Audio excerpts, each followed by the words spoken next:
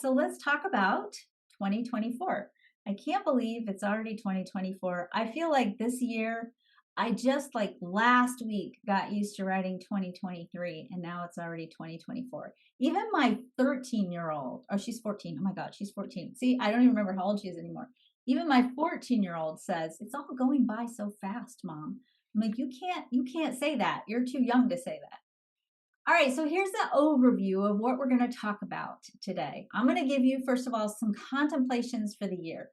I do not believe that the astrology sets our fate in place. I don't believe that we're doomed. I don't believe that our fate is locked in place. I believe that the astrology or the celestial weather gives us archetypal themes for us to explore for the sake of facilitating our growth and evolution. Now, I want to say this to you in the context of a thought that I had yesterday. And this is a personal thought, and some of you might relate to this. If not, I can just verify that I'm just weird, but we all know that. I feel internally like I have been preparing for the collapse of the modern world for about 5 years. It has been not a very pleasant experience internally, and it started around COVID. It started around the time when Uranus went into Taurus. It's been an internal cycle of like feeling like I got to prepare. I got to prepare. Now, I'm a fourth line profile. So, for those of you who have fours in your profile, if you're a 1 4 2 4 4 1 4 6, you might relate to this anyway. But I definitely have felt like I'm running constant contingency plans for the end of the world inside of my head. That's not a healthy thing to do.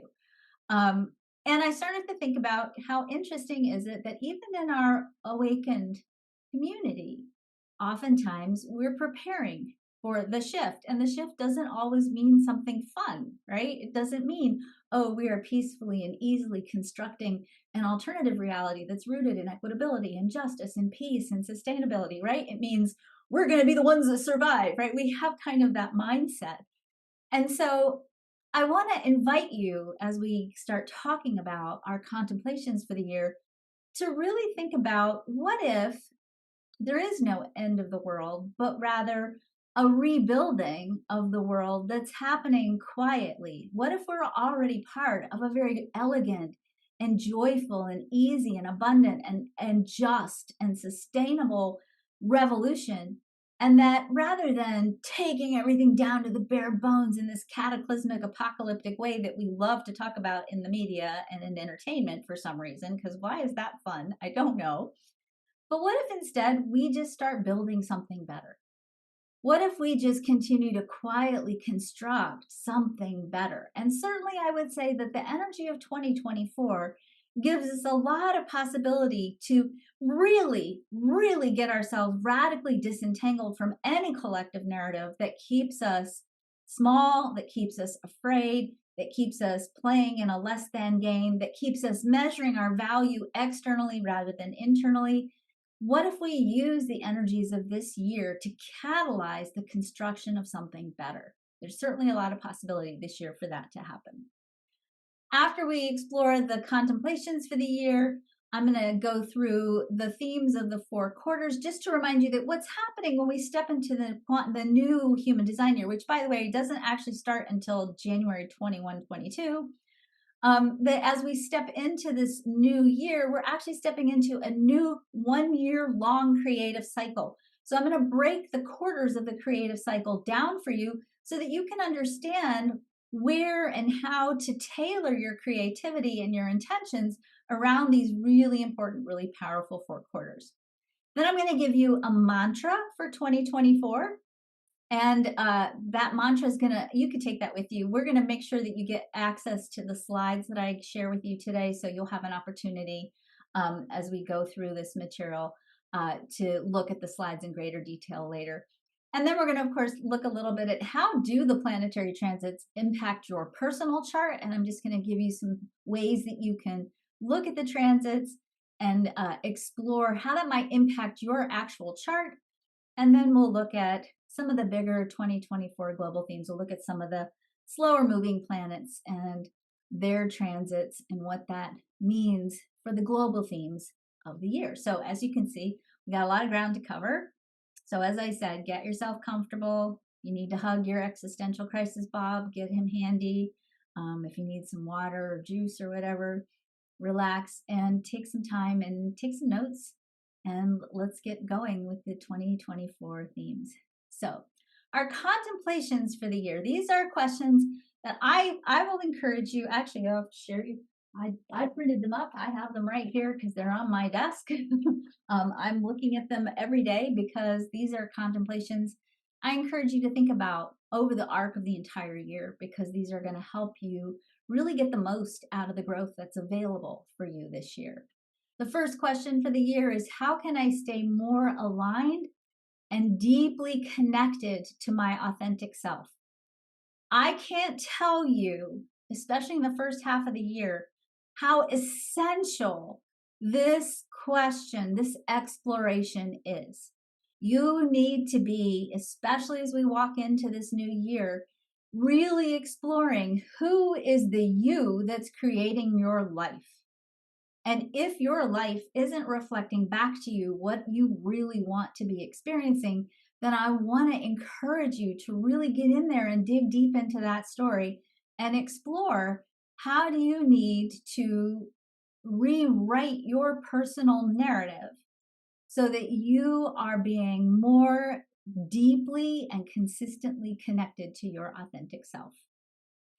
The second exploration for the year is, how do you heal the karma of your self-worth so that you can harness sustainable power and the energy for creating without pushing with willpower? You will see as we go through the transits that there is a lot of energy, particularly in the first half of the year, that revolves around the will center, or we call it the resource center in quantum human design. And that sets us up for a really beautiful conversation about creating with alignment, which is sustainable, which is in alignment literally with your authentic self, which is why that authentic self piece is so important. And in alignment, by the way, with our internal sense of value, so that we're not making reactive decisions in an attempt to prove our worth, but we're taking a bold claim, a bold stand, and making a bold proclamation that each and every one of you, that you are valuable, that you're inherently valuable because you exist, that your life is important, that your existence on this planet is an essential part of the collective whole, and that you set good boundaries and you take good care of yourself, and you hold that energy so solidly that that energy becomes your creative power, not forcing, not pushing, not attempting to prove your value or create value in the way that we've done it in the past. That means one of the other things that we're doing this year is we are redefining for ourselves our unique definition of what is abundance. And that's going to be different for each and every one of us. We're stepping out of the collective narrative. We're stepping out of the matrix and deciding for ourselves what is success for us, what is value for us, what is our abundance look like. And we are giving ourselves permission through alignment, not hustle, not pushing, not burning ourselves out with willpower. We are making bold decisions this year to step out of the collective definitions and bring ourselves back into harmony with what we genuinely want, what our authentic self wants and needs to fulfill the full potential of our unique story. The next contemplation for this year, and boy, this is just really the beginning. This is a big, big, big theme that is playing out over and over and over again, and really is an essential component of the shift that we're going through, and really part of the change that's happening in our body graph, in our energy design, that's showing us that we create in direct correlation with the capacity we have to have faith in the unseen. That our faith and our ability to hold an energetic frequency of abundance, and abundance in this case is your own enoughness, knowing that you'll have what you need to have when you need to have it, you'll know what you need to know when you need to know it, that you are sufficient and lacking in nothing, and you live and create from that place, and you hold that energy and that expectation that when you create from that place, then you get everything you need to not only fulfill your story, but to do the work that you came here to do, to be part of bringing this new world into form. And then last but not least, because our mantra next year, in conjunction with alignment, more alignment, less hustle, more faith, less fear, we also are going to have to be pivoting and reinventing and pivoting and reinventing. You might find that next year there may be cycles of disruption where you'll be walking along on the sidewalk and all of a sudden you put your foot down and the sidewalk is gone, and you're going to have to very quickly on one foot figure out where to put the next foot down. We've already been getting practice in that. We're not so new at that game anymore, but certainly I would say next year will require of us to become more elegant in pivoting. And here's the piece that I want to just strengthen for you, or encourage you to strengthen in yourself. Pivoting doesn't mean compromising. Pivoting doesn't mean settling. Pivoting means shifting directions, but staying connected to your integrity, your value, and your values. And so certainly I would say the quintessential thing we need to have in place in order to stay resilient and fluid and adaptable is a deep connection with our inner set of our core values. What are our core values? What are the non-negotiables? What do we need, and what do we require, and what do we value? And how can we stay in the flow of what's next without compromising any of those key pieces? So I would encourage you to print these questions up. As I said, make sure you get a copy of the slides if you choose to print them up. I would print these up and keep them handy, because these are really, I would encourage you to do these contemplations on a weekly basis, because if you can stay really connected to your answers to these questions, it'll give you a good compass as you engineer and navigate your way forward. So every year I like to write a mantra for the year. So our mantra for 2024 is, it's not really a mantra, it's pretty long, but I am a holographic representation of the divine. All of creation resides within me. My creativity extends beyond what my mind can imagine. I use my imagination in robust and unlimited ways in order to prepare the way for me to receive all that I need and desire. I allow myself to receive in order to expand upon what I have, so that I have enough. I fully embody and manifest my enoughness. My expansion allows me more to share, and the more I share, the more I am in the flow of synchronicity and magic. I was born for this time. I am a way shower. The more I activate my quantum creative potential, the more I expand portals of opportunity and expansion for others. The more I activate my quantum creative potential, the more I activate the same potential in those around me, creating a critical mass that will continue to shift the planet towards equitability, justice, peace, sustainability, and abundance for all the planet and the cosmos. So think about that this year. That's what we're working on this year, our concept for this year. All right. The quantum human design year is split into 4 quarters. Each one of these quarters represents a different phase in the creative process. Now, the human design year doesn't actually start, as I said, I'm going to check it out, make sure I got the date right, does not actually start this year until January 23. So it's late this year. So on January 23, when the sun moves into the gate 41, we start our new human design year. It's interesting to note that the year starts in the 4th quarter, in the last quarter. So if you look at this mandala, you'll see, of course, on the inner ring of the mandala are all the 64 hexagrams. The sun and the earth travel through these 64 hexagrams, or the 64 gates, over the arc of 365-ish days. If you see right here, this is the 4th quarter. The gate 41 is right here. When the sun shines on the gate 41, which is still in the 4th quarter, the new year starts. The 1st quarter doesn't actually start until February. I think it's pretty profound and really beautiful that we actually start in the end. We start in the quarter that is all about contemplating what worked and what didn't. And so, as we move into the new calendar year on Monday, moving towards the new human design year on January 23rd, we move into a really important dream cycle that actually carries us until February, where we are deep diving into a retrospective analysis of what worked in this previous creative cycle. What were the blessings? What were the gifts? What didn't work? What needs to be rejiggered and reconfigured before we really begin that solid and powerful movement forward into the next creative cycle? I think it's interesting, in human design, one of the components of the chart is the Judaic Kabbalah.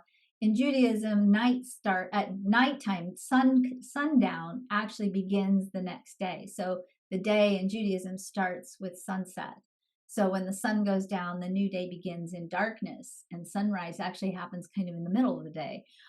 So I like to think of it as very similar to how it is in Judaism, that really we kind of start in the darkness, even if you live in the southern hemisphere. We start in the energetic darkness, right? We're looking at what happened before, and we're moving forward. If you look at the 4 quarters, you'll see in the first quarter of the human design year, that's on the left here, we have the quarter of possibility. And I think it's very interesting to note if you look at the gates that get activated. So these little charts are the gates that get activated by the sun during the different quarters. So in the first quarter, if you look at the left-hand image here, you'll see that the sun goes through it goes through almost all the gates on the emotional solar plexus, and does a lot of stuff. It hangs out a lot here in the will center as well. So in this quarter of possibility, we're dreaming, we're contemplating, we're using our imagination to amp up our emotional frequencies, our creative frequencies. We're exploring important questions like value and sustainability and self-worth and purpose. And in this first quarter, we're beginning, I like to think of it as a gardening metaphor. In this first quarter, we're really looking at what seeds do we want to begin to plant? And we begin to plant those seeds by first holding and creating the energetic matrix, the frequencies of the possibility of those dreams. So in this first quarter, we look at, which seeds are we going to plant? In the second quarter, the quarter of the template, now we're starting to put the garden together. We're actually, in the garden, tending to it. We've prepared the soil. We've put the seeds into the soil. We're watering. We're making sure there's no weeds, etc. In this second quarter, if you look at the gates that get activated by the sun, it's all the throat gates, right? So the words we speak create a template of possibility. We begin to speak and to form what we're creating. And of course, in this process, we're also exploring how do we expand and break free from patterns of the past? How do we allow ourselves to receive all the support that we need so we can really begin to move these dreams into form? In the third quarter, we entered, I'll give you the dates for the quarters in just a second. You'll see that in the third quarter, we do a lot of work around fear, right? We've set the stage, we've laid the foundation. Now we got to process our fears so that our fears don't hold us back, so that we're aware of when is the right timing to take action, and we don't let fear hold us back from taking those actions necessary. To a certain degree, this particular quarter is all about doing the work of the harvest, right? We're not letting our fear hold us back, even if it looks like the eggplants are not getting purple, right? And that sometimes happens if you plant white eggplants, by the way, which I didn't know was a thing until a few years ago. And then I realized, oh, they're right, because they're white. But anyway, in this harvest season, we're really exploring. We're exploring what's working, what's not. We're doing the work. We're actually really picking the fruits, if you will. And then in our last quarter here, the quarter of recalibration, we've come to the end of the cycle, except for the kale. The kale never dies, right? We've pulled all the winter squash. We're cutting down all the old plants. We're preparing the beds for the winter and we're putting hay over the beds and getting ready, thinking about what are we going to plant next. The seed catalogs arrive at the end of this quarter of recalibration, right? I'm starting to get a couple of seed catalogs in the mail. And this is a time when we think about, well, what worked and what didn't, and how do we need to begin to prepare for the next cycle of growth. So the first quarter, the quarter of seeding starts with the 13th gate. That happens in February 3rd, and it lasts until May the 2nd. So this beginning, the springtime in the Northern Hemisphere, springtime cycle is the quarter of possibility. It's a very important time to really start looking at what seeds are you putting into your world? What seeds are you planting? What seeds do you want to be nurturing and growing and taking care of? In the second cycle, the second quarter, the quarter of the template, we go from the second hexagram, the gate 2, to the 33rd hexagram, the gate 33. That lasts from May 3rd to August 4th.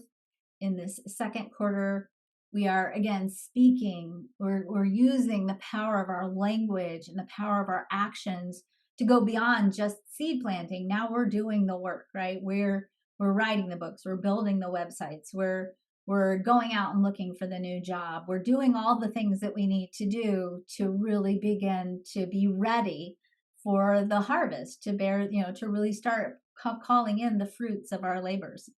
In the third quarter, August 5th through November the 4th, we have the quarter of harvest. And of course, in this quarter, we are literally, plucking the fruits of our labors.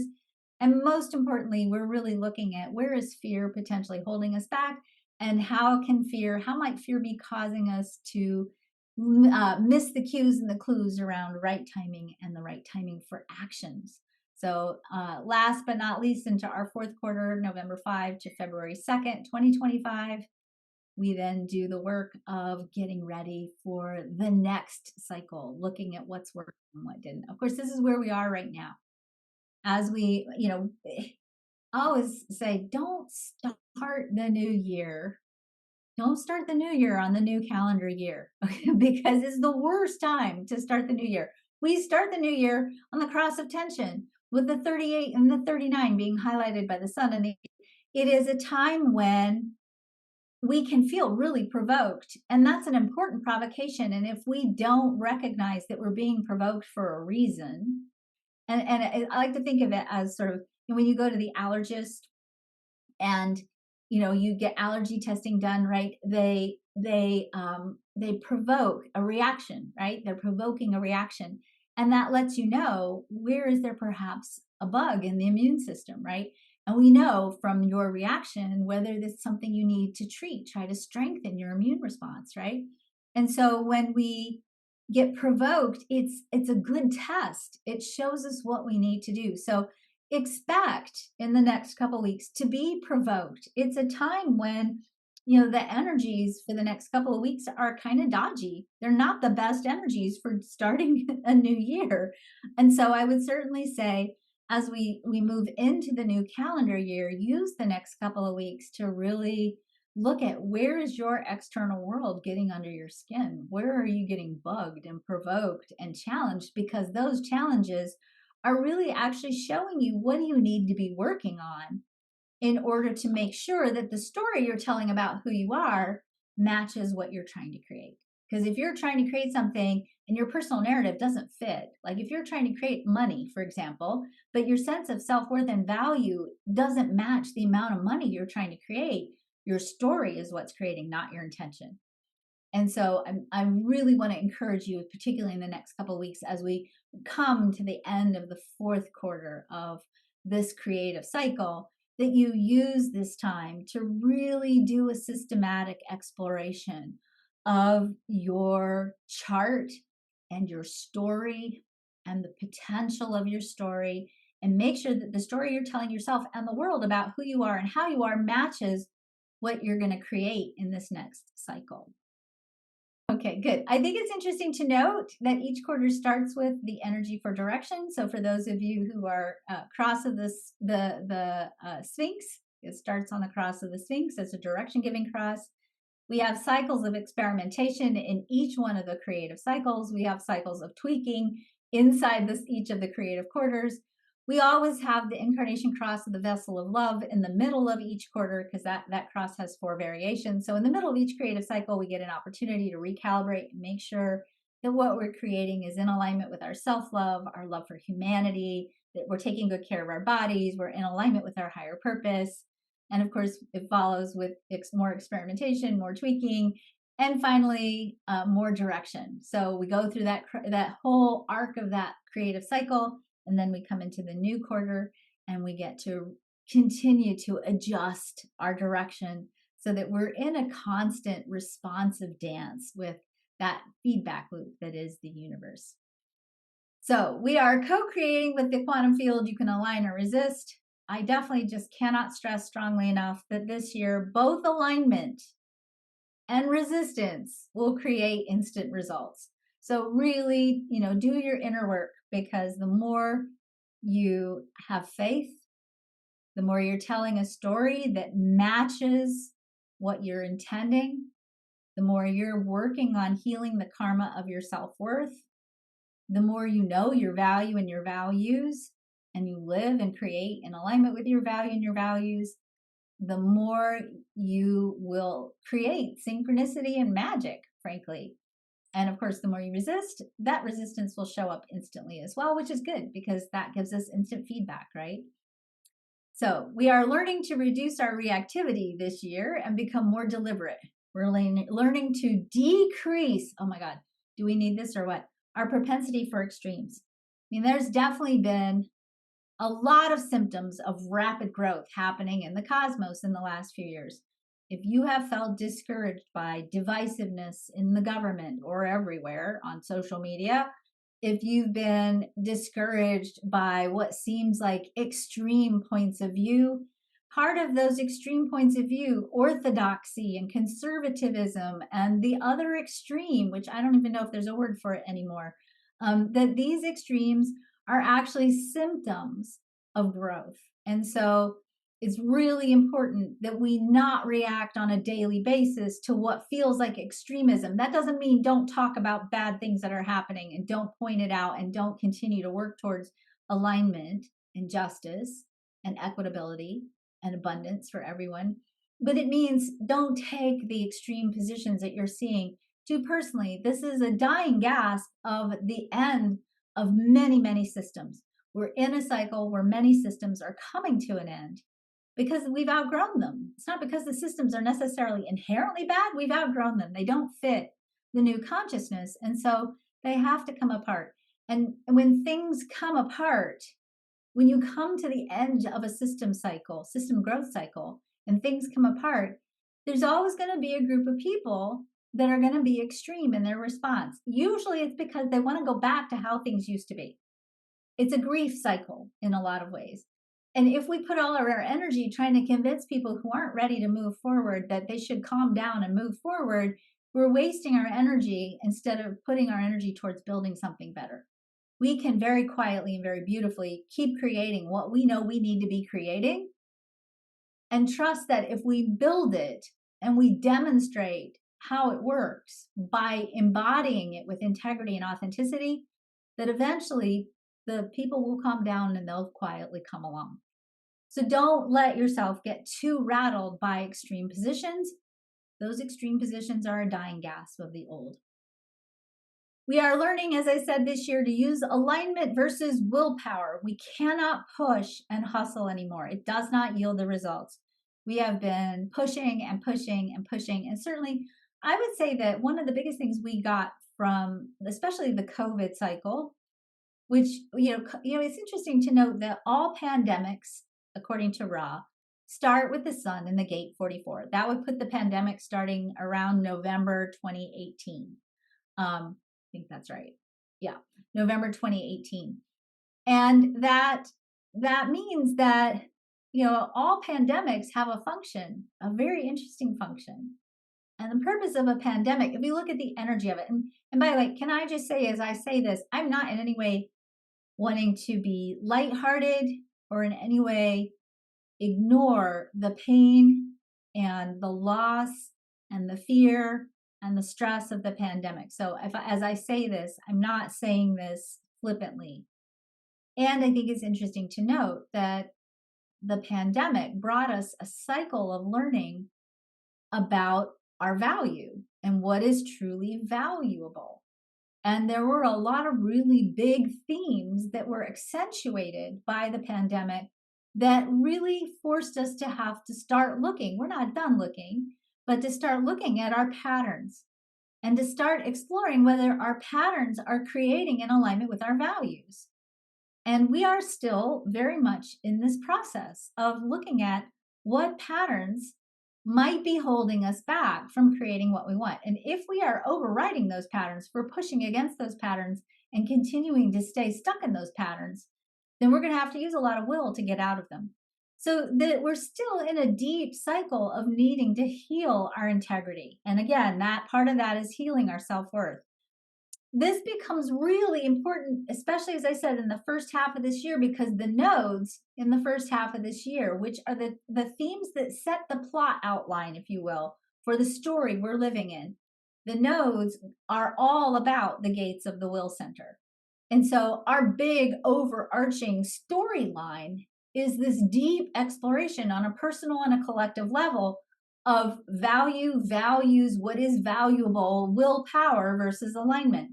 And if we are pushing, and many of us are pushing, and we barely have our head above water to begin with, if we keep pushing, the end result, the inevitable result is burnout. We're already, many of you, I suspect, are still just barely not crispy, right? So we're really needing to have the faith that being who we were born to be is enough, and it's creative enough, and it'll call in enough for us to be able to create something different. More will break free, continue to break free from these patterns of the past and create new patterns, new metrics of value.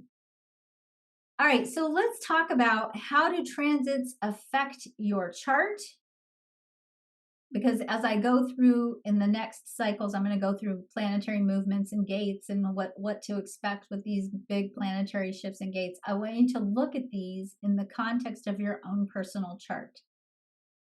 It is, I sometimes hear people say, when we start to look at transits, I hear people say things like, well, next year I'm a manifester, or next year I'm going to be emotional. What should I do? Do I act as if I have emotional authority next year when I don't? I want to start first by saying your natal chart never changes. So when you look at your chart and you start thinking about your year ahead, your natal chart is not going to change.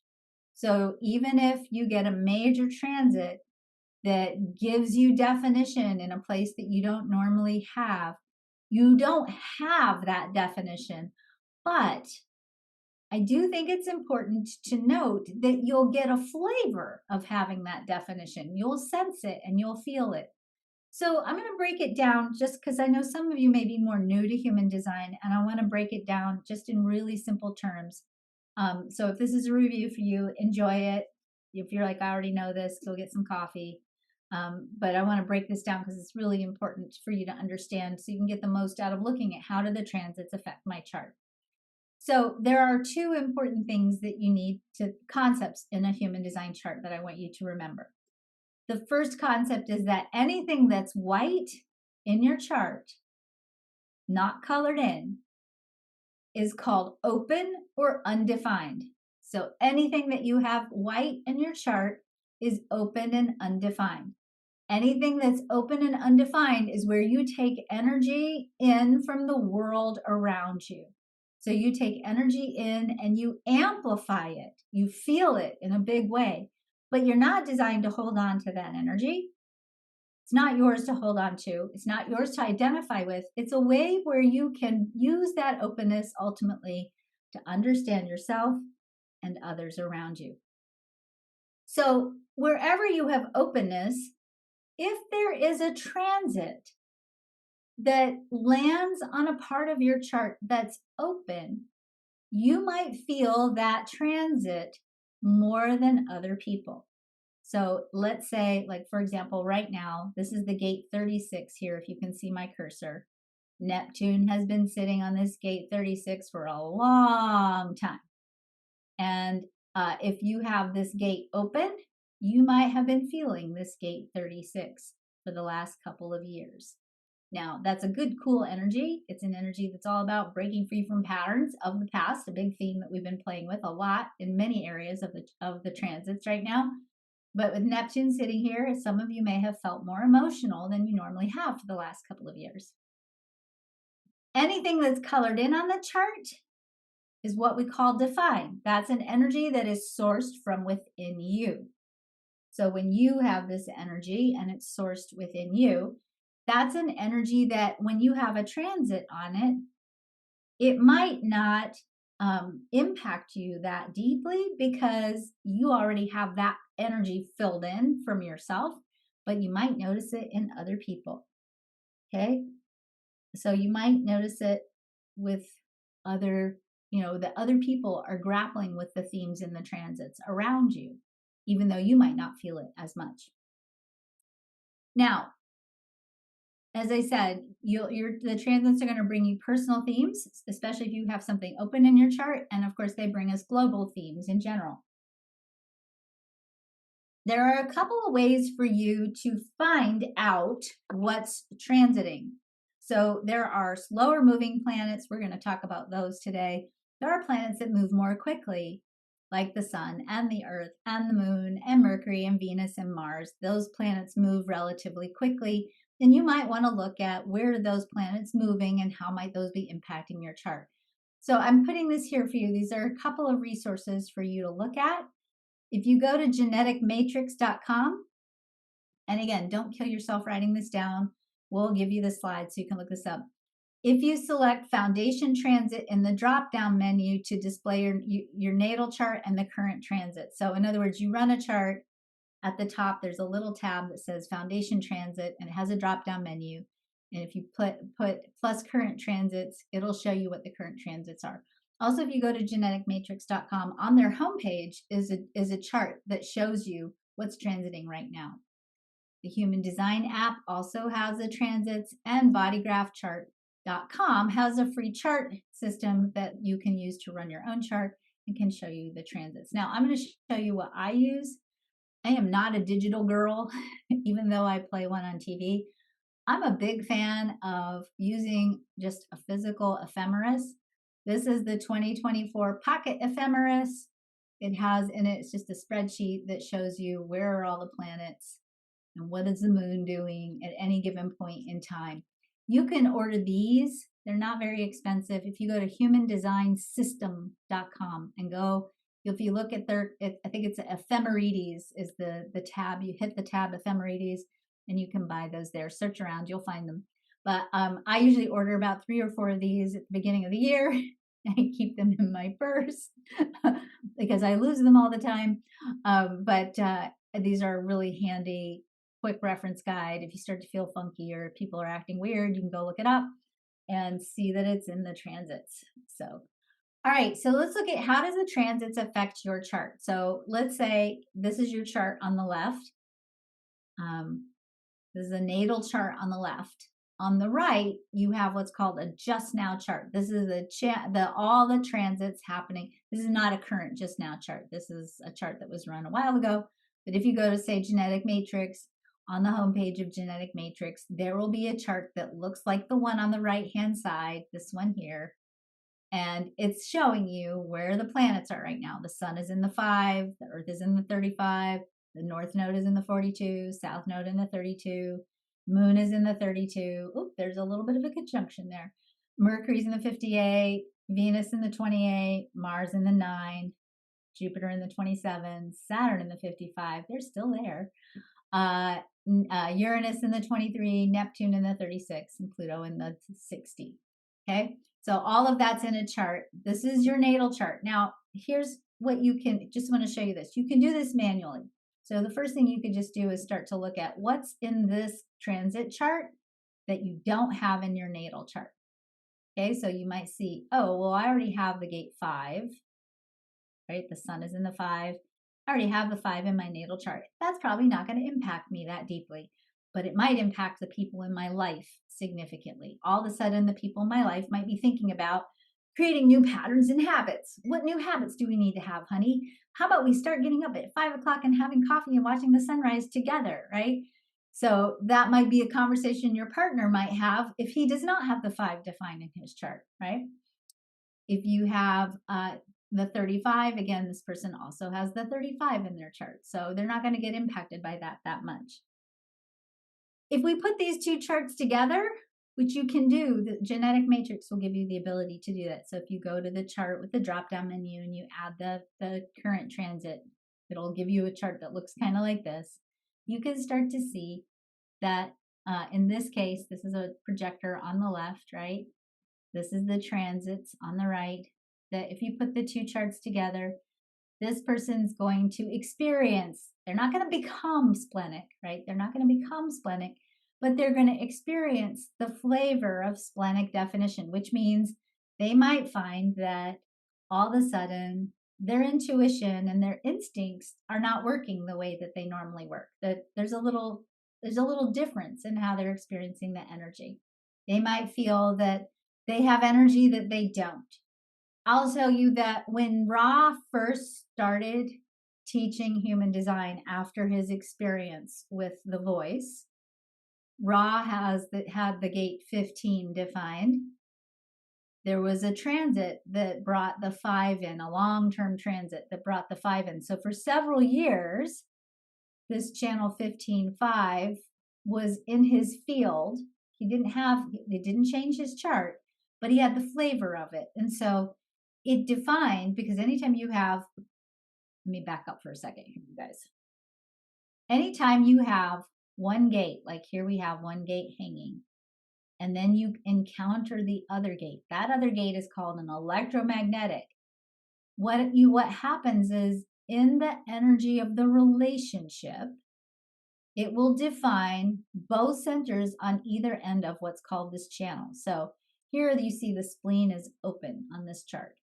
So you have an open spleen, you have the gate 32. If this person gets into a relationship with anybody with a 54, or if the transits bring the 54, which it will next week. Next week, the Earth sits on the 54, I believe. I think it's in the Earth. No, sorry, Sun sits on the 54 next week. This person will experience the flavor. They won't have a defined spleen, but they'll experience the flavor of a defined spleen because it's going to highlight the theme of this entire channel plus the center on either end. So I will say that for me and for some of you personally, the gate 36, which Neptune has been transiting the gate 36 for a couple of years, it sits in my chart in such a place where I have had the flavor of emotional definition for a couple of years. I don't like it. I'm normally emotionally open, but that feeling of emotional energy from the transits that I have experienced courtesy of Neptune does not feel natural to me. It feels really icky. I also have an open root in my chart. For those of you who have an open root center, sometimes when you get a transit that comes in that defines your root, it can actually make you lose your energy because you normally are operating under from that pressure, right, of the open root. When the transits come in, it can occupy that space and it doesn't feel good. So sometimes if you're feeling a little off, go check the transits, because sometimes what's happening is that those transits are giving you energies, access to energies that you don't normally have consistently. And it can feel weird, right? And it can bring themes, and it can bring evolutionary themes, right? So in this particular case, you'll see, as I said, this person, courtesy of the transits, gets the splenic definition from the gate 58. I'm sorry, I lied, from the gate 18 right here. So this completes this channel, and this person experiences splenic energy during this transit. Hopefully that makes sense. So basically, the main point that I want you to realize is that your chart is not going to change. You will not change your natal chart. You will experience, wherever you have openness, the themes that the planets are bringing you. And sometimes it feels uncomfortable. And sometimes, especially if you have an open sacral, it gives you energy that you don't normally have. And you need to be mindful. And one of the things I want us to be mindful of is many of you are going to get definition in the will center in the first half of next year that you don't normally have. And that definition in the will center is going to make you vulnerable to burnout if you're not continuing to take time off and rest and factoring that need for rest into your weekly cycle. So, recognizing when these energies bring the flavor of change to your chart, again, doesn't change your natal chart, but it's important to work with it. If you get defined sacral energy, for example, if you're a manifestor or a projector or a reflector or an initiator, calibrator, or orchestrator in traditional and in quantum human design, that that you will need to make sure that you don't burn yourself out pushing with energy that you think you have, but you don't because the transits gave you that flavor. Obviously, these are the planetary symbols. These are going to show you your natal chart energy. And just as we go through the next planetary symbols, you'll know how to read these planetary symbols because you'll know them. So the sun, or I'm going to go through just the planetary themes, and I'm going to lay out for you the archetypes that are highlighted by each of the planets so that when you look at the transit report or you look at the transits, how they're laid out, you'll kind of have a sense of the relationship between the planetary theme and the gate that they're highlighting. So anytime we have a transit, we have a planet shining its light on an archetypal theme. So for example, right now, the sun is shining its light. Hold on, that's this year. I forgot because I'm already in 2024. It's shining its light on the gate 58, the gate of the joy of mastery, right? And so we're in this last day of this joy energy. The sun is shining its light on the gate 58. The sun is what you're here to give to the world. And the gate 58 is the gate of joy. So the sun right now is bringing us all a theme of shining light on our joy, our personal joy, and how we share more joy with each other. Right? So the sun is yang, it's our output, it's what we're here to give the world. The earth, whatever the earth is highlighting, whatever the earth is shining her light on, is what grounds us. So if you are feeling a little bit disconnected from your momentum, from your purpose, if you're feeling like you're having a hard time dealing with the themes at hand, the earth grounds us. And the earth really tells us what we need in order to be stable.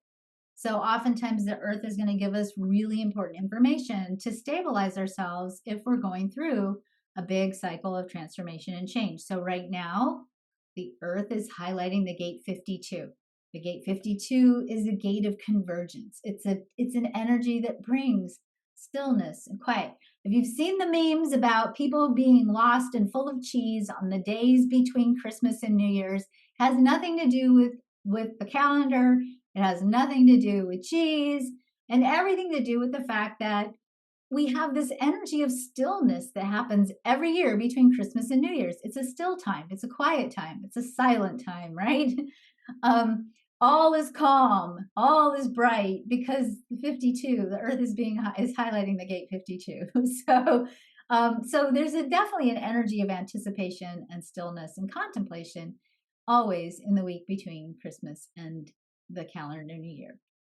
The moon, whatever the moon is highlighting, is what's going to drive us. It's why we do what we do. The moon moves pretty quickly. So unless you're a reflector and you're looking at how the moon is impacting your natal chart, you're probably not going to pay too much attention to the moon unless it's a full moon, which is a great time to release, and a new moon, which is a great time to begin anew. The North Node theme is the theme of our maturity. It's our breathing out theme. It's what we're growing towards in our natal chart. We don't really mature that theme until after Uranus opposition, around 40-ish. On a yearly basis, when we look at the North Node positions, it tells us a lot about what we're growing towards over the course of the year. The South Node theme is where we're starting out. So when we look at the nodes, we're going to do that in just a minute, and we look at the nodes for the year, we'll see that the South Node is sort of where we start in whatever cycle we're in. The North Node is what we're heading towards. And it really sets the storyline, the plot outline for what we're growing towards. Mercury is our planet of communication. We actually start the new year with Mercury retrograde. It goes direct right after the first. So we go, if you've been feeling a little gummy and gooey, that's because Mercury has been retrograde since December 13th. But we're coming out of it. And so we begin the year still in the shadow of Mercury, still a little bit in that dreamy phase, which is good because that's a good energy to really indulge in until January 23. Venus highlights our values, what we really value, and oftentimes what we love, and tells us a lot in our personal charts about what we love in our relationships. Mars can sometimes be activated energy. It can be immaturity. It can be where we have sometimes reactivity. It's also where we learn, and oftentimes it's a place where we have powerful youthful lessons. It's an arena within which we oftentimes have to explore how to get along better together. Jupiter is the planet of our blessings. It highlights where we receive our blessings and what archetypal themes do we need to explore in order to activate our blessings or amplify our blessings. Right now, Jupiter is highlighting the sign of Taurus. And so there's just a lot of energy still about expanding family, caring, connecting, community, getting ourselves grounded and rooted before we continue to move forward. Saturn gets a bad rap, but Saturn is our great teacher. Saturn often brings us the lessons we need to learn in order to clear away the debris and to really fine tune and realign our purpose and our direction.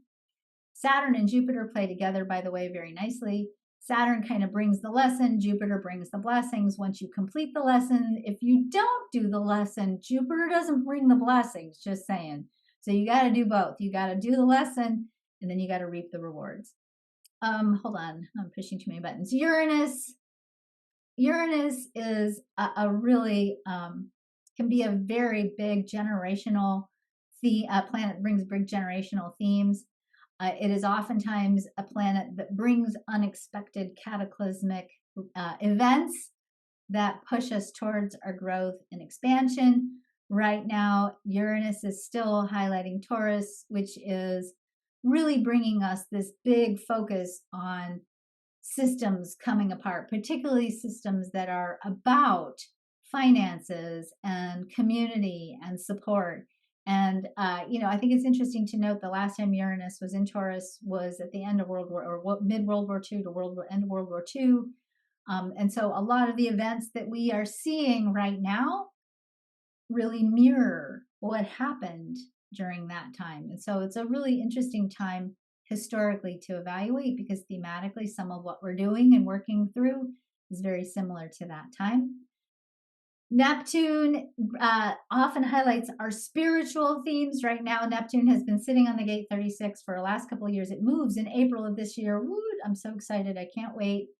Neptune has been teaching us how to break free from patterns that have been holding us back from new experiences, adding new parts to our story.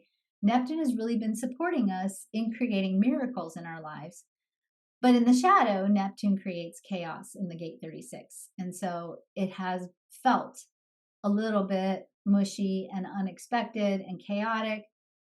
When this planet shifts in April, I think some of the confusion that we've been experiencing over the last couple of years of what is true, who's telling the truth, that some of that will drop. I think we'll get a lot more clarity. I think we'll break free from some of our old patterns, and we'll have a different sense of where we're moving next.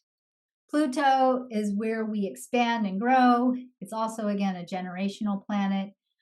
It transforms us through a release, rebirth. It's oftentimes a place where there's a theme of death and renewal. And of course, it's oftentimes, again, a place where things come apart and create space in order for new growth to happen. Chiron is the wounded healer and oftentimes represents our life and spiritual purpose and our spiritual challenges that help us step into our spiritual purpose. So I'm going to take a deep breath, because now we're going to go into planetary positions and movements for 2024. So do the hokey pokey if you need to, move around. I know it's a long time to be in front of a screen, and some of you have been off for a week eating cheese, and enjoying that earth highlighting the gate 52. We're getting ready to get some momentum going here, but first we have to get through this first Mercury retrograde cycle that ends once I think it ends on Tuesday. But Our very first full Mercury retrograde cycle in the entire year of 2024 happens April 1st through April 25th. We go through, Mercury will retrograde through the gate 3, the gate 42, and the gate 51. So in this particular cycle, we're pushing inward and exploring what might be blocking our path forward as we push towards innovation and expansion. We're asking ourselves, what are we grateful for? What is working? What needs to be healed, released, aligned, or finished off in order for us to awaken and connect with our higher purpose in life? I'm going to read this last sentence again because I probably should have stuck this at the very beginning because this is another important contemplation for you to think about for the rest of this year. What needs to be healed, released, aligned, or finished up in order for us to awaken and connect to our higher purpose in life? That theme and that Gate 51 theme plays out all over the planetary weather this year. So you are going to be initiated this year. This will be a year of awakening and really a year of alignment and dreams coming true for those of you who are aligned. And if you're not aligned, it's going to be a year where you're going to get poked. And the cosmos and the universe and your world is going to keep poking on you and showing you all those places where you're resisting your own value. This first cycle, this first Mercury retrograde cycle, is an important time to contemplate. Don't act during retrograde cycles. Contemplate on what needs to be let go of in order to make more room. It's going to highlight if you need to have difficult conversations that you probably need to wait until it goes direct again. This helps you avoid reacting because there's a lot of potential for reacting and misunderstanding, especially because we have this 42 energy in the middle of it. So it's a great time to clean out your closet, sort through your files, do some cosmic and literal spring cleaning, but don't have those difficult conversations until you're done with this cycle. This particular cycle has the potential to be edgy and even shocking. So practice listening. Practice taking things under advisement. You can always come back and address the challenges in your relationships when you feel ready. Don't lose yourself in the name of pleasing others, and don't compromise on your true purpose and your authentic self-expression. That's our first Mercury retrograde cycle. The second cycle happens August 5th through August 28th, highlighting the gate 59, sustainability, the gate 29, devotion, and the gate 4, possibility. So it's easy to think you can use sheer effort or force to push through life. This retrograde cycle reminds us that pushing is finite. You can only push so far before our energy or our resources fail us. So I'm going to lovingly and gently say, take your vacation here. Like, just put yourself somewhere where you're on a beach resting during this Mercury retrograde cycle. Try to get there before it hits so your travel plans don't get messed up, right? And just really explore deeply what kind of a practice do you need to cultivate in your life on a regular basis that anchors your mind, body, and spirit in the energy of possibility. It is an easy time when this is transiting. The cycle is going to kick up all of our self-doubt. Okay, so it is definitely a time when stepping out of the cultural narrative and stepping out of the cultural matrix, or our matrix of reality, might feel a little challenging. Okay, but we're learning here to create more and experience greater creativity when we rest, when we trust source, when we self-regulate and heal. So take that time during the cycle to really do that work. So relax, trust the process, don't push, don't resist, don't force. Nothing. The more you resist, the more you just get stuck in the goo.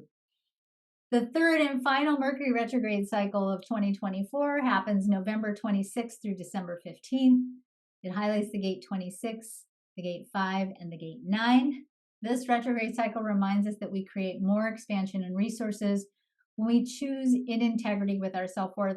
Again, everything we've been doing in all the other planetary positions, which we'll talk about, this is just another more personal planet highlighting, again, the theme of 2024, your self-worth.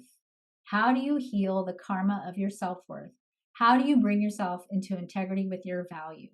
How do you make sure that you're valuing yourself enough to take care of your body, to take care of your physical resources, including money, that you're taking care of your morality and making moral choices and not compromising because you don't think you have enough or you're not enough? How do you not overcommit your energy, or how do you not How do you not compromise who you are in the world? This cycle is going to be kind of the final thrust next year of working through this big theme of 2024. So we have this kind of nice sort of sewing this up towards the end of the year where we are again solidifying the idea. I'm going to get out of the slides and just look at you so that you get this face to face. Solidifying for you the idea that you are valuable because you exist, that your very existence is so important that literally the cosmos is what it is today because you're in it. That's how valuable and precious you are. If you don't learn anything else next year, that's what you need to learn. You need to be able to stand in that place where you recognize that you are a once in a lifetime cosmic event. You are a once in a lifetime cosmic event. There's never been anybody like you before. There will never be anybody like you ever, ever again. That's how miraculous your existence is. That's how precious it is. You're more precious than a diamond. And that value, when you live from that place, then you live from magic. Then you create magic. So I want to really encourage you next year to make doing whatever you need to do to really embody that in the heart of your being, to make that your number one goal for 2024. Because if you get that, if you handle that, everything else will be fine. You'll be able to pivot. You'll be able to use your energy effectively. You'll be golden. All right, let's look at our nodes. Remember that we actually, even though they're in opposite positions on your natal chart, we move from the south node to the north node.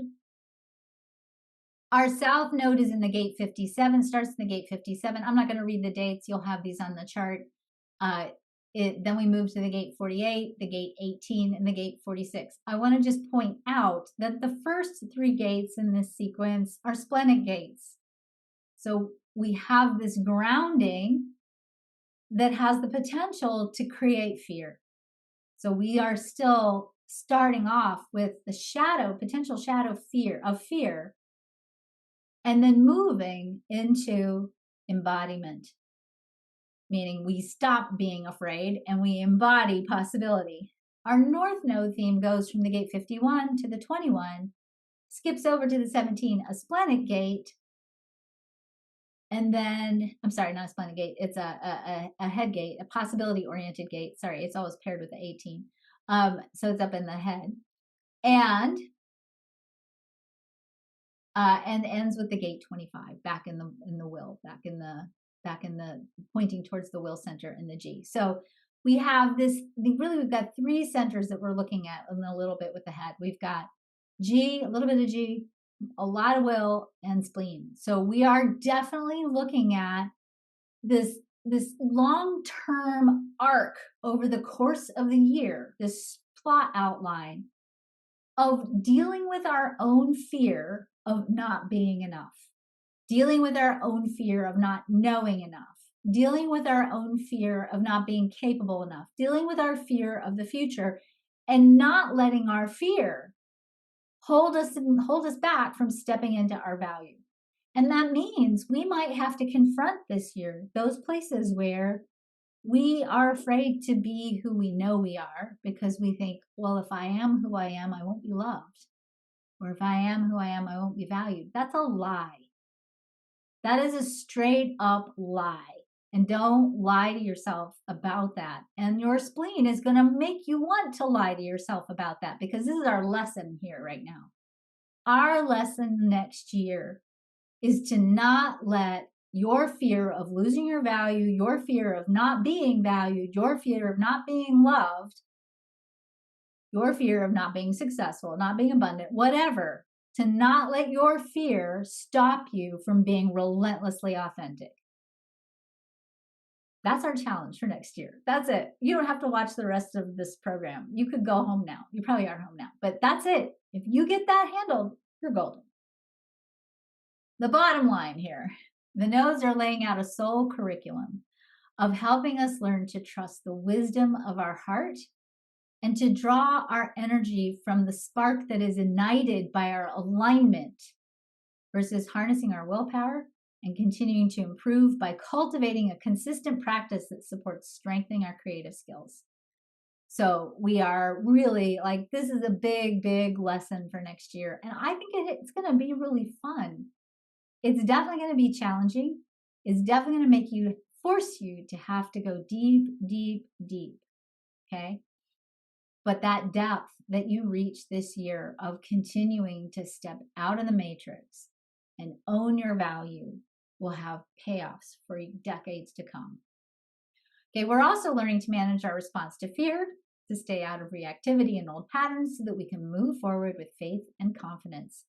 The nodes instruct us to dig deep and find the courage to move forward because the call of our purpose and what we're running towards is stronger than the call to run away from our fear. Okay? Think about that. All right, remember I said there is a relationship between Saturn and Jupiter. So Saturn brings us lessons. Saturn is sometimes called the great destroyer, but really Saturn doesn't destroy things. Saturn removes obstacles. We just don't like the change sometimes that Saturn brings, but the change that Saturn brings is actually important change. And so Saturn this year moves through the gate 55, the gate 37, the gate of peace, the gate 63, the gate of curiosity, the gate 22, the gate of surrender. It goes retrograde June 29th through November 15th in the gate 63, where it sits for the rest of the year. So we are really exploring big concepts. Saturn's coming in and giving us a lot of places to explore our creative power. Jupiter brings us the gate through the gate 27, accountability, blessings, through the gate 2, allowing, through the gate 23, transmission, through the gate 8, fulfillment, through the gate 20, patience, through the gate 16, zest, through the gate 35, experience, through the gate 45, the ability to give or share and distribute what we have sustainably. In December 1, it goes retrograde for the rest of the year, again, highlighting again the gate 35. So what this means is that this year, we must deepen and strengthen our faith so that we may act in alignment with our positive expectations. This is our lesson that Saturn is bringing us.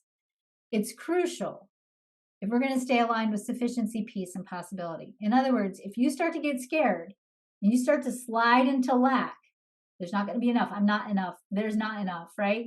When we start to slide into that, then Saturn starts to dismantle everything, right? When we stand in our faith, then Saturn expands on helps us expand on the blessings of Jupiter. The rewards of this faith is using intentional creativity, or we learn to use intentional creativity and being deliberate.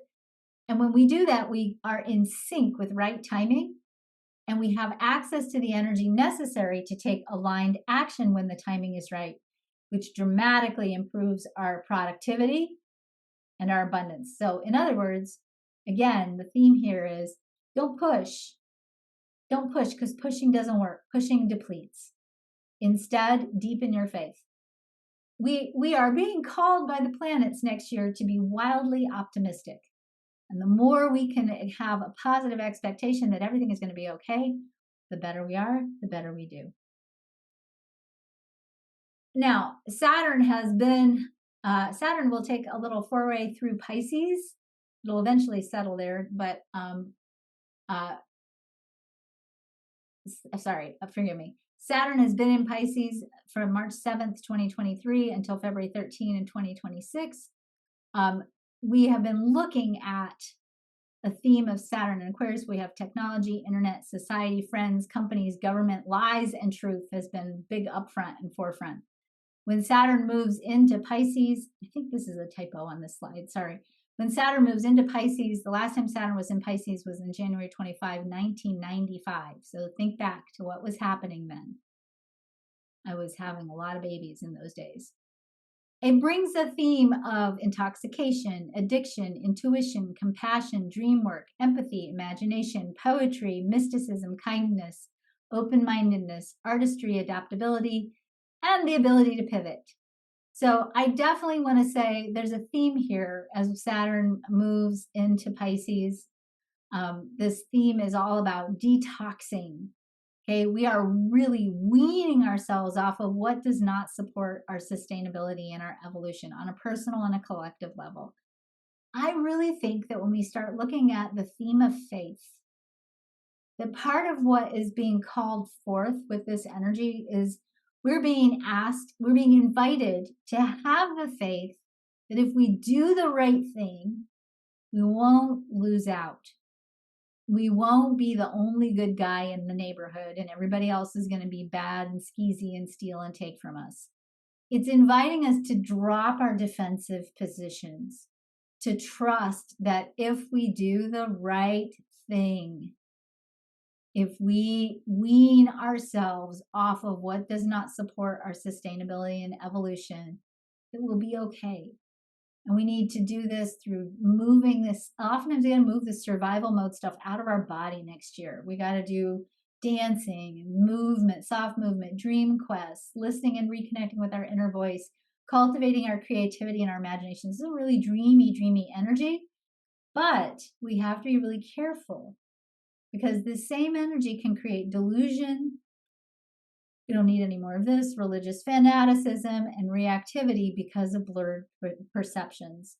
So do check yourself. Do check yourself and make sure you're not drinking the Kool-Aid. Make sure that you're not drinking the Kool-Aid because you're scared. And instead, find your own flame of faith and build on that. So our keywords here is faith, imagination, abundance, and enough. Enough is a good word for next year. Uranus continues its transits through the sign of Taurus until April of 2026. So we start the year with Uranus highlighting the gate 23, the gate of transmission. This is definitely a place where, again, the theme is trust your knowingness, trust your inner knowingness. In June 7, it moves to highlight the gate 8, the gate of fulfillment. Again, continuing to bring us into an exploration around purpose and making sure that we are creating in alignment with our true self, our authentic self, and our authentic purpose. Both of these energies, the 8 and the 23, are what we call mutative energies in human design. Mutative energies bring evolution, growth, and the new. So we're discovering our relentless commitment to our authentic expression, trusting our own knowingness, and we're being invited to restructure the way we create our lives. We can no longer compromise on who we are in every arena of our lives that puts tension on any agreements that you've made from an inauthentic position. Pay attention to that. It's time to be honest and move on or renegotiate. These questions have been playing out in the arena of our finances. In particular, Uranus and Taurus shakes up collective structures that are out of sync with our evolution and growth, dismantling systems that no longer serve higher ideals of sustainability, justice, and equitability. We have learned that change and transformation are inevitable, right? And that when we trust ourselves and we trust our connection to source, we know what we need to know when we need to know it, and we know what we need to do next. So there's definitely a call here with this planetary energy to relax and really trust that being relentlessly authentic pays off. The challenge is that not everyone's doing the same work as you. Okay, so the gate 23 reminds us that we have to wait to share what we know with the people who truly value our knowing and the wisdom that we have, and not waste our energy trying to convince people. I mean, I think right there that might put the whole internet out of business, right? Stop trying to convince people, and also stop trying to be right. It doesn't matter. You be right with yourself, and don't worry about anybody else next year. If we can do this dramatically transformative energy, when shared with the right people at the right time, dramatically transforms what we think is possible. So we're really in a revolutionary cycle. And these revolutions that are transpiring are not about convincing. Okay, so give it up. No convincing, no being right. You don't have to have fights at the dining room table anymore. No dragging others forward into their evolution if they're not ready. Just quietly live in alignment and model what alignment and creative fulfillment looks like. Neptune, dun dun dun. I'm so ready for this to move. I just have not enjoyed this transit at all. All right, so Neptune shifts from the gate 36, the gate of exploration, on April the 10th, to the gate 25, the gate of spirit. So we've been living in this miracle energy. Now Neptune moves to the gate 25. Now Neptune, remember, is our planet where our spiritual purpose lives, right? And so this beautiful planet is now moving to shine its light on this place where the energy themes of our higher self live. And so this planetary curriculum gives us a gentle reminder to hold a vision and sustain it with an aligned frequency of emotional energy. Are you getting this theme here? Like, we have really kind of just a couple of themes playing out next year. It's so cool how all these planets are telling the same story, right? So we are being asked to sustain an aligned frequency of emotional energy and wait to bring that vision into form only when the timing is right. No pushing. We are learning to stretch the boundaries and limits of the human story. We're adding to the limits and boundaries of the human story. We're changing the story. This gate is a place where patterns are shattered by creating and ultimately exploring something different and new. We are breaking free from a predictable future that we've outgrown, and we're moving forward with gusto towards a higher purpose. The challenge here is not to move forward without right timing and alignment. Dun, dun, dun.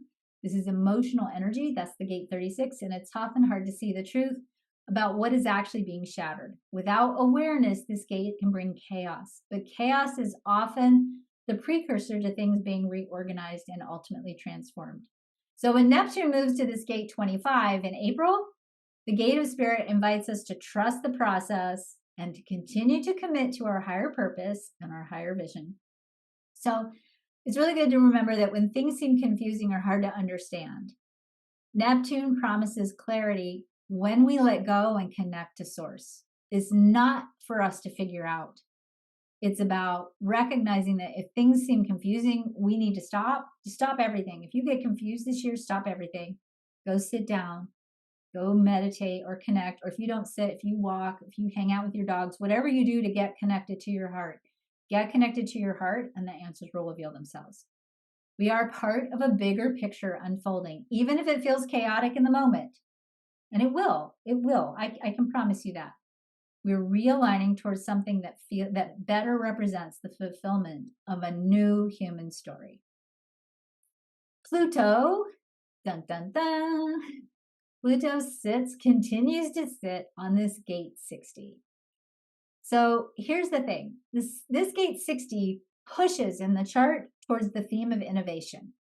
It is a place where conservatism lives.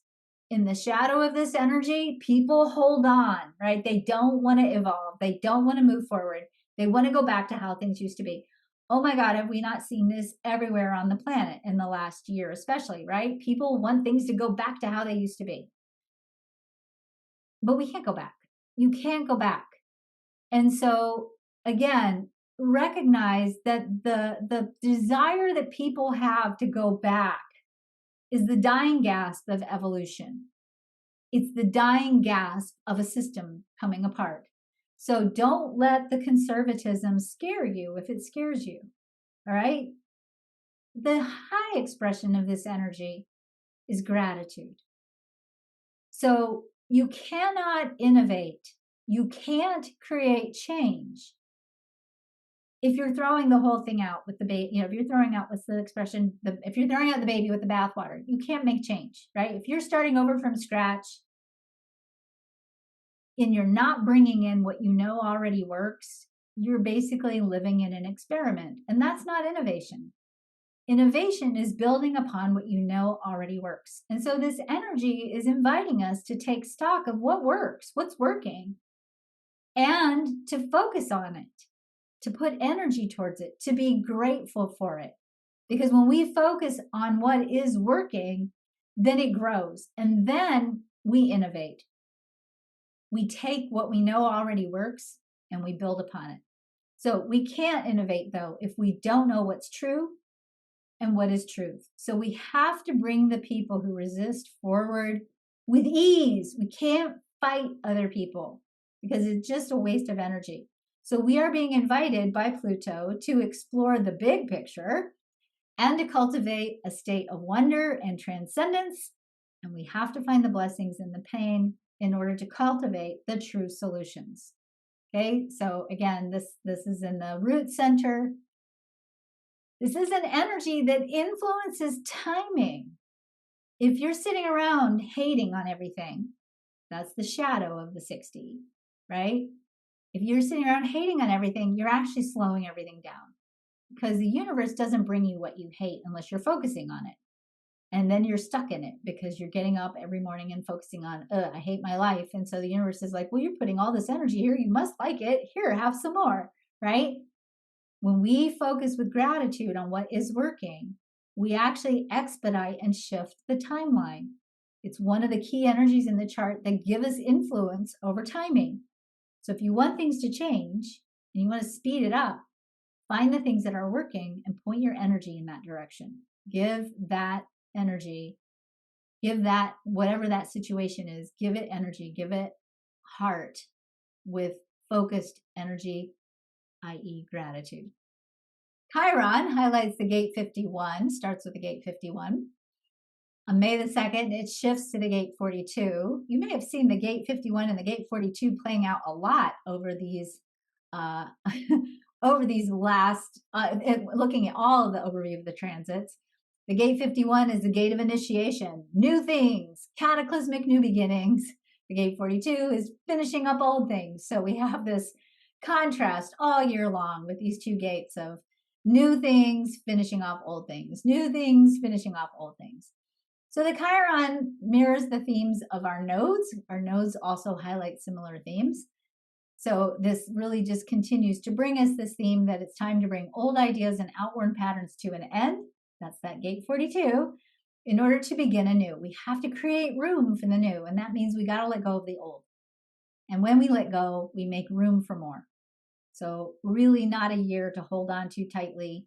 If you hold on too tightly this year, the universe will force your hand and you'll either resist or you'll feel like the rug got pulled out from under you. But if you are open to the flow of change and you know that you're being initiated into a higher fulfillment, a deeper, richer fulfillment of your purpose, let go and let go and let go with ease and just keep taking the next step and the next step and the next step and pivoting with grace as you go along. So eclipses for this year. We are enhancing and deepening the personal collective stories. We are evolving. We are in the Aries Libra axis, moving to the Pisces Virgo axis with the first lunar eclipse in Pisces on September 17th.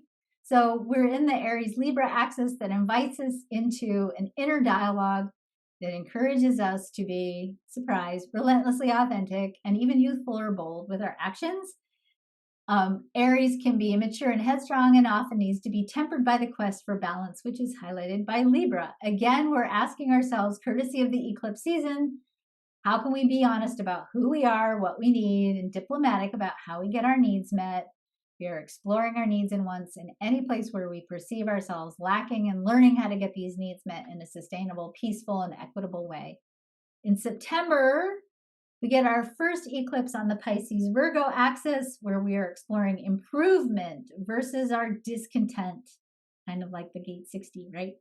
And looking at which patterns need to be disrupted and reordered in order for us to create something new and better. So again, you can see in every area, in every layer of the celestial weather, we are dealing with pretty much the same themes over and over and over again. So whenever we have a solar eclipse, we have solar eclipse on the new moons. Our new moons are always beginning cycles. And of course, our new moons this year and our eclipse this year invites us, our solar eclipses this year invite us to explore what knowledge and wisdom do we need to cultivate in order to deepen and fulfill our higher purpose. Our full moon energy, which is when we have lunar eclipses, are all about releasing. And so our lunar eclipses this year invite us to explore the question, what do we need to realign to position ourselves in order to, what do we need to realign and how do we need to position ourselves in order to break free from limiting patterns and change the story of what we believe is possible? So here are your eclipse seasons, your eclipse outline for the year. So we've got March the 25th, we have a prenumbral, that's not right, lunar eclipse, which is gate 18 realignment. On April the 8th, we have a big solar eclipse, which we'll be able to see in many parts in the United States. We have a solar eclipse in the gate 51. See, the gate 51 is there again. I find I'm a little bit interested in the eclipse on April 21.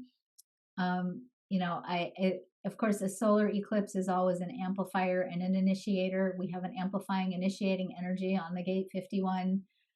It's going to be pretty interesting, I think. Pretty powerful solar eclipse. September 17th, we have our Pisces lunar eclipse highlighting the gate 36. Again, this pattern disrupting miracle circuit, right? And on October 2nd, we have our solar eclipse, gate 48, in the gate 48, the gate of wisdom again. We have, again, on March 25th and October 2nd, 2 gates being highlighted by eclipses, focusing on releasing fear, right? Letting go of the fear. So consistent themes. Nothing is surprising in these different layers. We are just seeing really the same themes over and over and over again. So here we go. So here's a quotation I just want to leave you with as we go through the end of our little presentation here. I think this is sort of a good quotation to think about as we move into 2024. You never change things by fighting the existing reality. To change something, build a new model that makes the existing model obsolete. Buckminster Fuller. I think it's a really good policy for us to think about and contemplate. I might also put this quotation somewhere near your desk or your computer, especially if you're about to log on to Threads or Twitter. Don't even go there. Just, no fighting. Just put your head down, get yourself synced up with your heart, your purpose, be aligned, do what you know you need to do, be in the flow of synchronicity and magic, keep adjusting, keep tweaking, and just build something better. The more you show people what's possible, the easier it'll be for them to see possibilities for their own lives. So, last things to remember. We are in a long cycle of incredible transformation in the evolution of humanity. Everything is subject to change. Everything. The prime directive is to be yourself and to make choices that allow you to step into bigger, bolder expressions of who you really are. Zero compromise. Get that tattooed on your forearm so you see it every day. We are moving towards new values and new economies, sustainable resources, and actually we're moving towards peace, even if it doesn't look like it right now. Don't take anything at face value. Stretch yourself and truly define yourself the way you know you are in your soul. This is a pivotal year. Pace yourself, take care of yourself. You influence what you experience when you stay connected to your authentic self. Don't push with willpower. Listen to your body.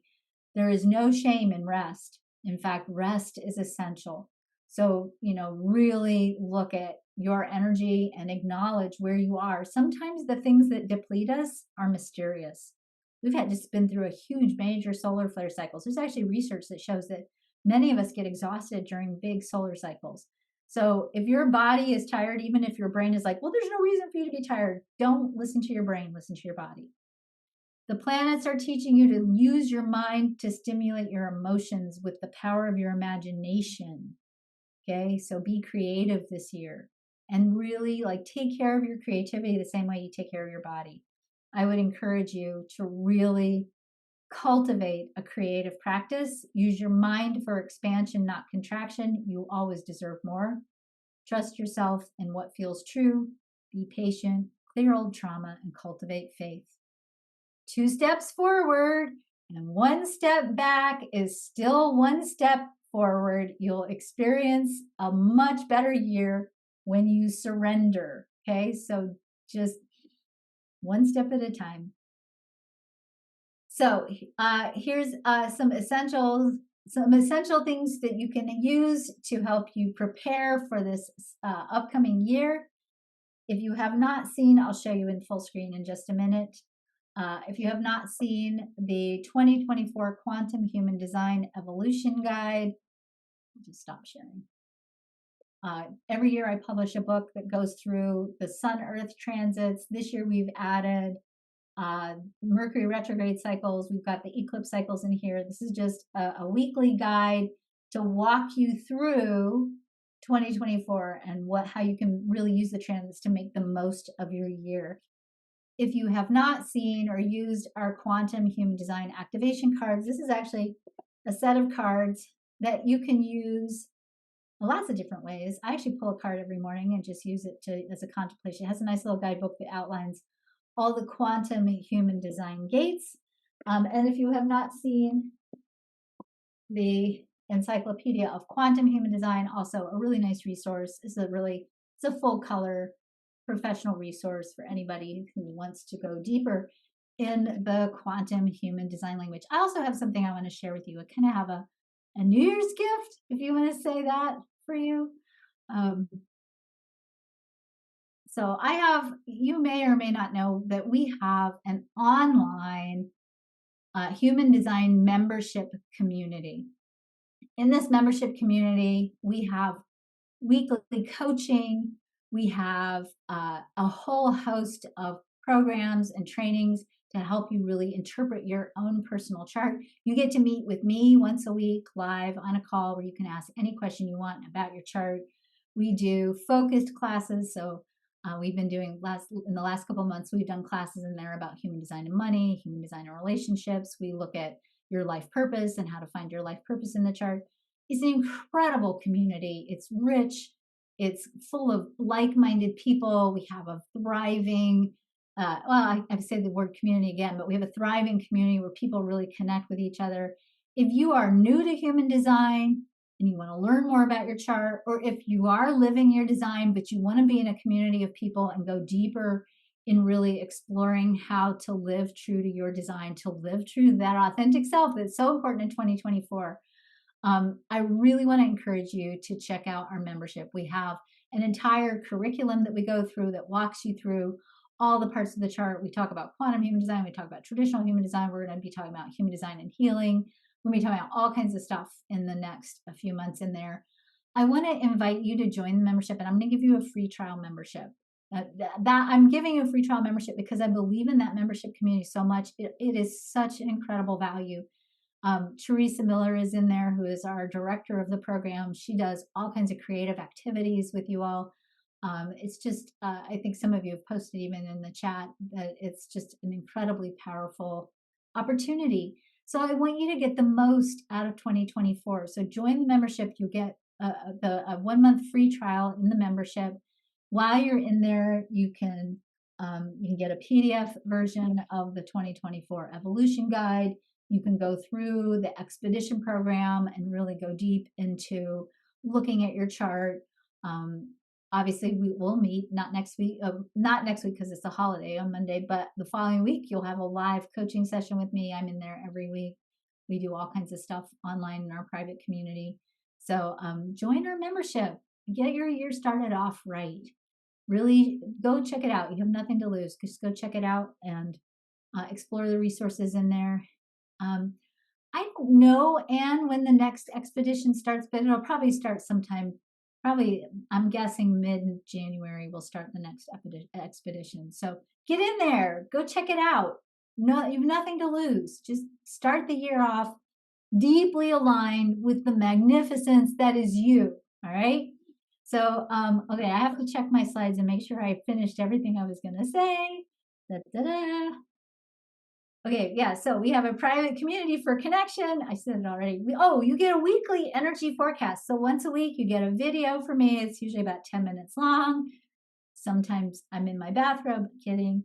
I'll go through all the transits for the week. Plus you've written contemplations that go with this. So you get a live, it's not live, it's recorded, a video energy forecast once a week. We have live weekly meetups. We have special events. We have creative activities. We have really fun creative activities. Like we do art and we do all kinds of fun stuff in there. If you want to just straight up join the membership, it's $350 for the year. You get to actually 2 months free if you join for the year. If you join monthly, it's $35 a month. But as I said, just go here to the link. Jamie will post it in the chat. You'll get to receive a free 1 month trial membership. And just, give yourself the gift of starting the year off right. So, all right, I just have to show you this. Focus on one triangle as you look at this. I want to remind you as we come to the end of our presentation here that you are an integral part of the whole. Contained within you is every possibility in the cosmos. You are a holographic representation of the divine. You are an infinitely perfect, beautiful, abundant, once in a lifetime cosmic event. And you being you fulfilling that story that only you can fulfill is your purpose in life. It's not what you do. It's not what you say. It's not leading groups of people. That might be part of it for some of you. It's not what you do. It's who you be. The more you live true to yourself, the more you live true to your joy, your abundance, your alignment, your definition of success, the more you fulfill your purpose in this lifetime. The world needs people who are able to step into that fulfilled place. Because when you hold that space, think about it this way, when you walk into a room and you're walking into that room deeply aligned with your authentic self, you're living in a high vibrational state. And if we look at science, we look at physics, vibrations entrain each other. High vibrations lift lower frequencies. It doesn't work the other way around. A lower frequency, it's physically impossible. A lower frequency cannot pull a higher frequency down unless you allow it.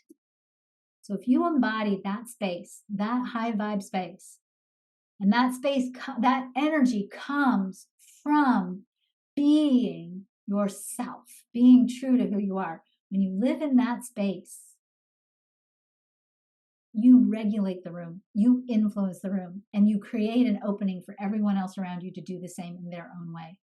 That, my friends, is the nexus, the causative force of creating a critical mass of people who can create peace and abundance and justice and equitability and sustainability on this planet right now. You are the people who will be quietly building this beautiful, better world and showing people what else is possible and holding the energy of what else is possible and calling people in. So do that, make that your goal for 2024. Don't set any intentions until January 23rd. Take it easy, rest, explore what comes up.